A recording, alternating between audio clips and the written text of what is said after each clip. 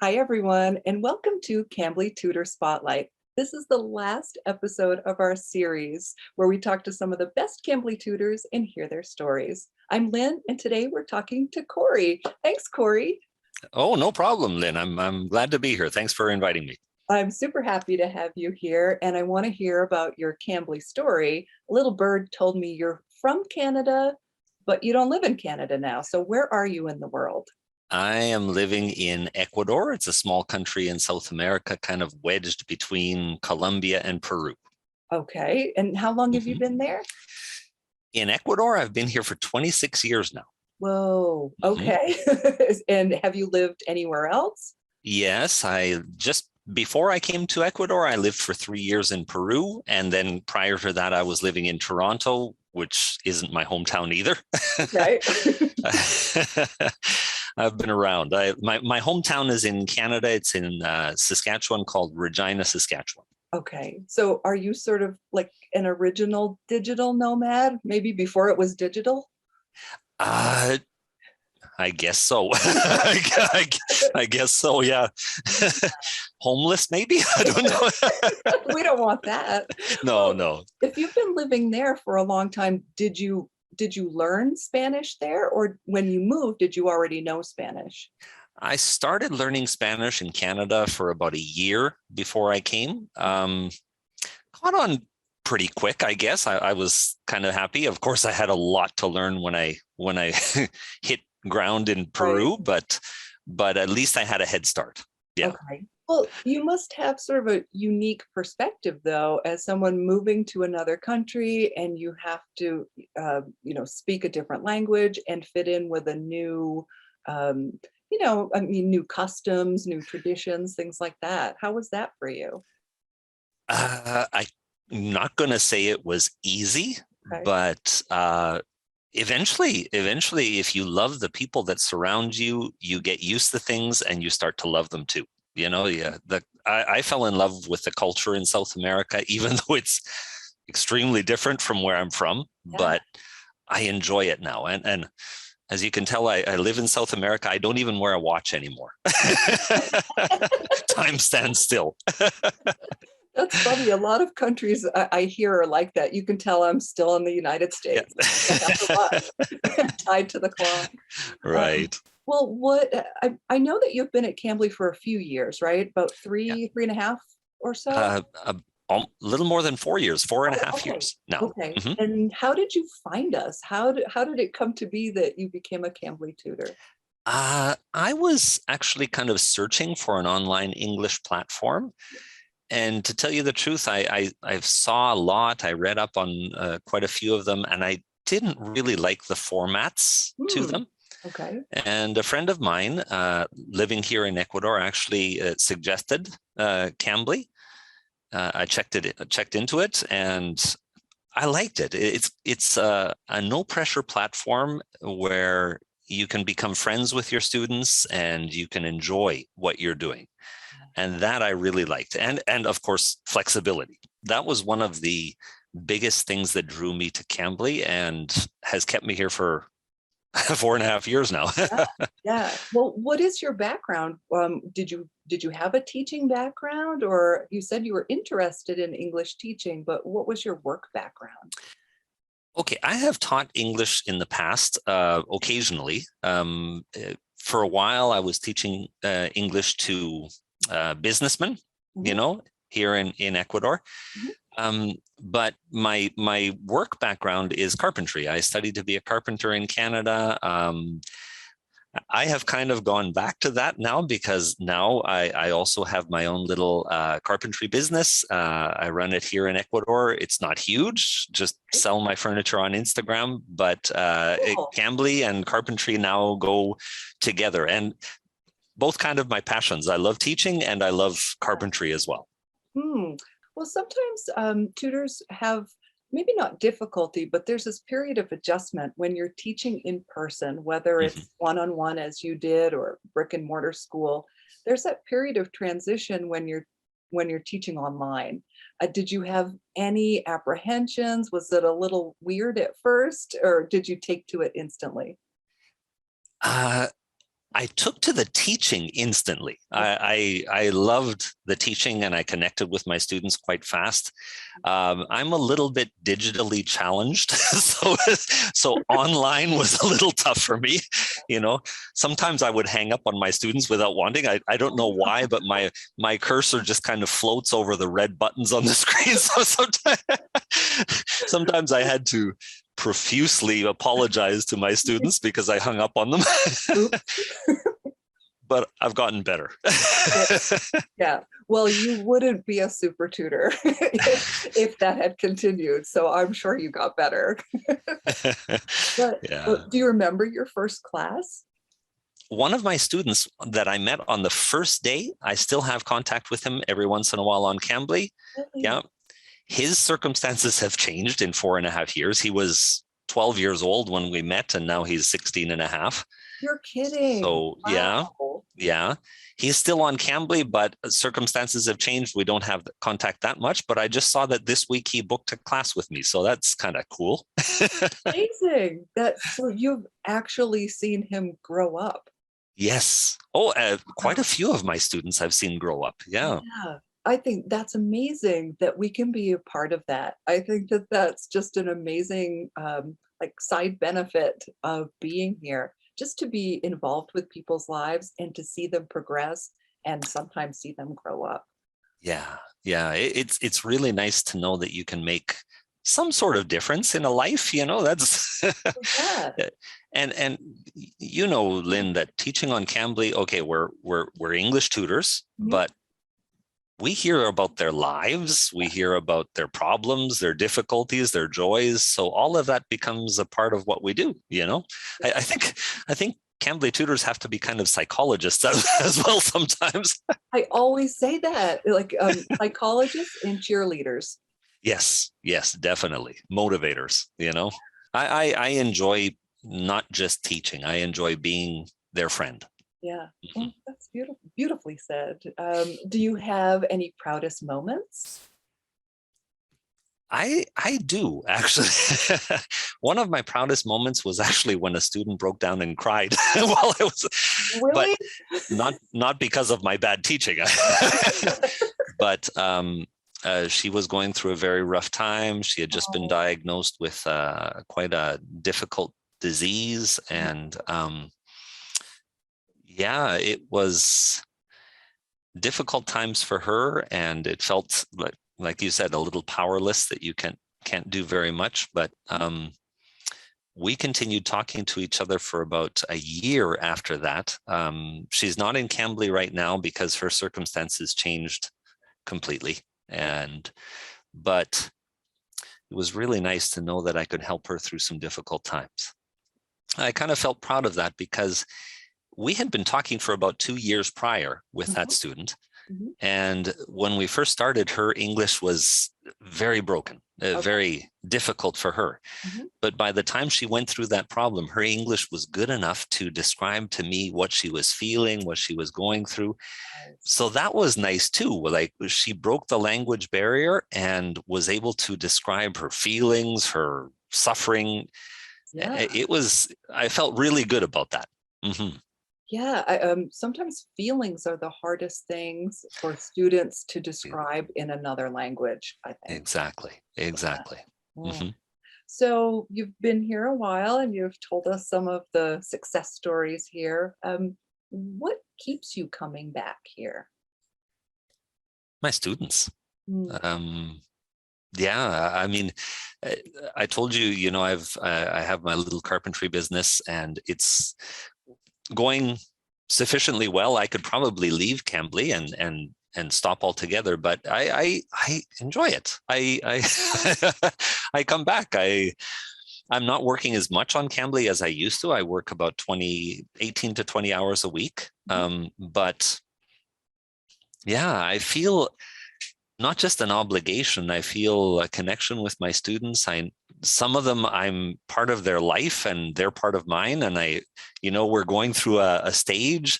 So I don't want to leave that. Not yet. I'm enjoying it. So some of the other things I wanted to ask you about, when you first started, did you have a plan? Did you have a teaching plan, or did you think, "Oh, I'm just gonna talk to people," or "Do I need lessons?" Did you have some sort of plan of action? Well, because I have been in teaching for a while, I I realize that each student is very different. Mhm. And having one set plan for all students that works for all students, it doesn't work for all students. So yeah, I've learned that too, that on Cambly, because you have such a wide variety of cultures and students and needs, Mhm. we have to be extremely flexible. Some of my students love to have a lesson plan. So great, we do that. We use some of the Cambly lessons, or we use some outside lessons as well, whatever the needs of the student is.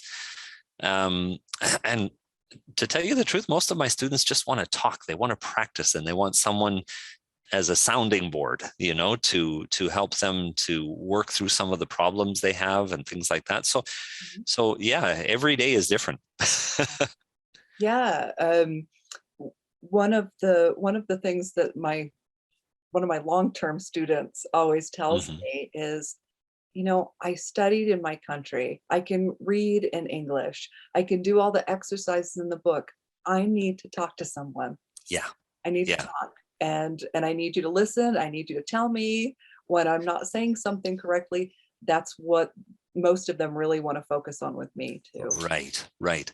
And that's why students need regular tutors, because then you get past the introductions and you can get into some deep conversations with your students, Mhm, which mhm. is what they need, because they need a wide variety of vocabulary and grammar structures. Yeah. Mhm.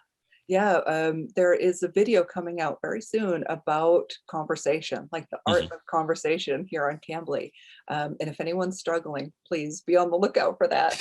Um, yeah, because I think so many students learn specific vocabulary Mhm. and they practice specific conversations. They never get the chance to break through the ceiling of that Right, and try new things and more complex topics, and as you said, deeper conversations. right, right. When you first started, did you have trouble getting students? Were you just sort of grabbing students here or there? Well, of course, priority hours is what helps to Mhm. get your students at the beginning, because I don't know anyone and they don't know me. Yeah, So priority hours were fundamental at the beginning. right. And then obviously from those priority hours, almost immediately I started getting regular students that called me back. That, like my first 12-year-old student from China, he called me back the next day. you know, yeah, yeah. And yeah, so that was the way that you break in, Mhm. to your regular students. And obviously regular students, like we've already said, they're your gold, they're your bread and butter, because they're the ones that you enjoy talking to the most. Hmm. Yeah, it's like when you're waiting for a phone call from a friend. Yeah, It's that same kind of feeling, at least for me. I'm like, "Oh, it's 10 o'clock. I get to talk to, this yeah. student I talk to every day." So, do you work with mostly, one country of students now, or do you have students from all over? Uh, it has changed over the years. I mean, when I first began on Cambly, probably 70% of my students were from Saudi Arabia, from Turkey. Mhm. Now, now I've got a wider base, I would say. I don't have as many students from Saudi Arabia anymore. Most of my students now are from South Korea, Okay. Japan, Taiwan, Mhm. Turkey. Turkey. I don't know how, but it seems like Turkish students have communication between themselves, because when they find a tutor that they like, they recommend, and, and I've Oh, gotten quite a few referrals. good. So yeah, Very good. yeah, yeah. That's It's nice. And Brazil. Brazil. I end off every day. I end off my day with Brazil because it's closest to home, and their evening is my evening. okay, that makes sense. One of the things that I have done is become interested in the countries where my students are from. Perfect. And I read news articles frequently about news from their countries, from Korea, from Japan, from Taiwan, from Turkey. Mhm. And then conversations can move around what's in the news in their country. Mm-hmm. And it's always changing. It's always changing. So conversation topics are never a problem. Yeah, Mhm. that's perfect. That's really, really good advice. One of the things, and I will admit this, when I first started here, is I was painfully ignorant about other cultures. Oh, yeah. Really was. I've Yes. I've learned so much, and I really had to humble myself. Like, I really don't know as much as I thought I did. Right. Right. And yeah, definitely. Definitely. I knew about South American culture, but Korea, Japan, Taiwan, Turkey, Saudi Arabia, Yeah, nothing. I didn't know anything about those cultures. yeah, And you have to kind of, humble yourself, like you said, and realize that there are many right ways to do things, not just one. yes, It's an eye opener. It is. it And is. it's a good eye opener. It's something that allows you to enrich your life. Hmm. Absolutely. It helps you grow, and Hmm. it makes you a better teacher too. It makes you a better human being. Yeah, definitely. Definitely. Yeah. Was there ever a moment, um, and maybe you wouldn't want to admit this even if you had this moment, but was there ever a moment where you thought, I don't know if I can do this? And I'll tell you why I ask, Yeah. because sometimes people jump in with all the excitement and they're like, yes. And then sometimes maybe they don't get regular students right away, or maybe they get a few students they don't click with and they think, am I am I doing the right thing? Am I good at this? They might have some Right. self-doubts. So I just wonder, for someone who's been here a long time, who's very successful, did you ever have a moment like that? I haven't had difficulties per se with students, but well, there comes a time when you get peopled out, you Yeah, know. yeah. Mhm. And so my wife knows that usually when I finish working on Cambly after a 8-hour day on Cambly, I need silence for about half an hour, you know. Yeah, I get And it. yes, yeah, there have been times where I think, oh my goodness, my brain is about to explode. I think I can't go on here. But I've learned how to balance that Yeah. as well. I used to work 10-hour days on Cambly. Now I realize I need breaks, you Yes. know, I Yes. need breaks. Even a 15-minute breaks between, 2-hour lapses, you need time. You Mhm. need time. Yeah. Hmm. And that's the great thing about the flexibility too, is I know some people burn out. Yeah, Take class after class after class, and they're ignoring basic needs and they're exhausted. right. And you need to rest. You need to, even if it's mental rest, you You need need a it. potty break. Absolutely. Yeah, take your lunch. Yeah, Go take a lunch break. Rest your voice. Go, yeah. I don't know, play with your dog, take a walk. Well, before I let you go, I would love to pick your brain and get your recommendations or suggestions for tutors. It could be new tutors, veteran tutors. Why do you think you've been successful, and what advice could you give them? Hmm. I think I don't look at myself as an amazing tutor. I really don't. I think I'm just happy and friendly and positive with my students. And I pay attention to their needs. I'm not, when I feel nervous, because every once in a while you do feel nervous, I try and put that aside and concentrate on my student and think, okay, this student deserves the best that they can get, and that's what I'll give. Yeah. And we're not perfect, so you can't expect perfection from yourself. Mhm. Enjoy it. Just enjoy it. Yeah. Hmm. Oh, that's beautiful advice. And you are a great tutor. So the students have spoken. you're Oh, you're a great tutor. So I really appreciate your advice. I appreciate your time, and thank you for sharing your story with us here today. no problem, Lynn. It's been wonderful to meet you and to meet your dog. He's kind of gone now, but I'm sure he'll show up later. She's been running around like crazy. Hopefully nobody noticed. Well, No. maybe she made you happy. Thank you Thank so you very much, Corey. Oh, thank you, Lynn. I appreciate it. This wraps up our Tutor Spotlight series. I want to thank all the tutors who graciously shared their time and their stories with me. Frank, Andy, Michelle, Kimmer, Carrie, and Corey. Thank you. And thanks to Cambly for allowing me to be a little piece of this experience. Thank you all for watching and happy tutoring. Okay, Yeah. thank you. Bye, everyone. Bye.